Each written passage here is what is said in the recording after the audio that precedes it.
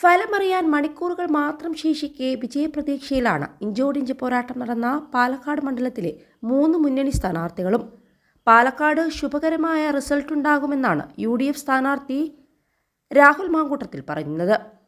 BJP വലിയ വിജയപ്രതീക്ഷയിലാണെങ്കിലും അന്തിമ വിജയം മതേതരത്വത്തിനായിരിക്കുമെന്നും അദ്ദേഹം പറഞ്ഞു. നഗരസഭയിൽ BJPക്ക് ആധിപത്യമുണ്ടാക്കാൻ സാധിക്കില്ലെന്നാണ് ഗ്രൗണ്ടിൽ നിന്ന് കിട്ടുന്ന റിപ്പോർട്ട്. നഗരസഭയിലും പഞ്ചായത്തിലും മതേതര മുന്നണിയുടെ വിജയമുണ്ടാവും. ഒഫീഷ്യലി ഒരു പാട്ടും ഇറക്കിയിട്ടില്ല. ആവേശ കമ്മിറ്റിക്കാരെത്തും. ജനങ്ങൾ നമ്മോട് കാണിക്കുന്ന സഹകരണവും ചിരിയുമെല്ലാം മോശമാവില്ലെന്നും നല്ല നമ്പറുണ്ടാവുമെന്നും രാഹുൽ മാങ്കൂട്ടത്തിൽ പറഞ്ഞു. ജയം ഉറപ്പെന്ന് ആവർത്തിക്കുകയാണ് ഇടത് സ്ഥാനാർത്ഥി ഡോക്ടർ പി സരിൻ. കണക്കുകൾ ഭദ്രമെന്നും ആശങ്കയില്ലെന്നും അദ്ദേഹം പറഞ്ഞു. ആദ്യ 2 റൗണ്ട് എണ്ണിക്കഴിയുമ്പോൾ വോട്ടെണ്ണൽ കേന്ദ്രത്തിൽ നിന്ന് പുറത്തുവരാനുള്ള സാഹചര്യമുണ്ടാകും. നഗരസഭയിലാണ് ആദ്യം വോട്ടെണ്ണുന്നത് എന്നത് അംഗീകരിച്ചുകൊണ്ടാണ് പറയുന്നത്. ആദ്യത്തെ 5 റൗണ്ടിൽ നിർണായകമായ 2 ബൂത്തുകളുള്ളതിൽ കഴിഞ്ഞ തവണ LDF നേടിയതിലേറെ വോട്ടും നേടുമെന്ന് അദ്ദേഹം പറഞ്ഞു. ഈ ട്രെൻഡ് പിരിയാരിയിലും മാത്തൂരിലും തുടരുമെന്നും സരിൻ പറഞ്ഞു.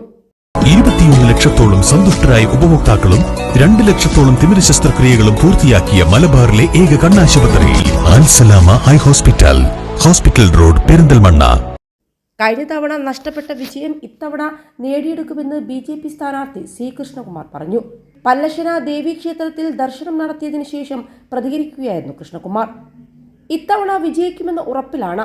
ഭൂരിപക്ഷം 5000-ലധികം ഉണ്ടാകും.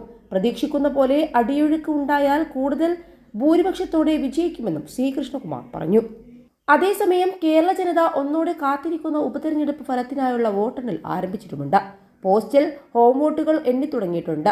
ആദ്യ ഫലസൂചന പുറത്തു വന്നപ്പോൾ വയനാട് പ്രിയങ്ക ഗാന്ധിയും പാലക്കാട് BJP സ്ഥാനാർത്ഥി C കൃഷ്ണകുമാറും ചേലക്കരയിൽ ഇടത് സ്ഥാനാർത്ഥി UR പ്രദീപുമാണ് മുന്നിലുള്ളത്.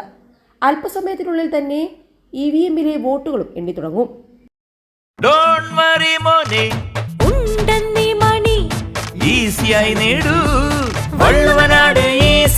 ആവശ്യം ഏതുമാകട്ടെ, പണം ഞങ്ങൾ തരും.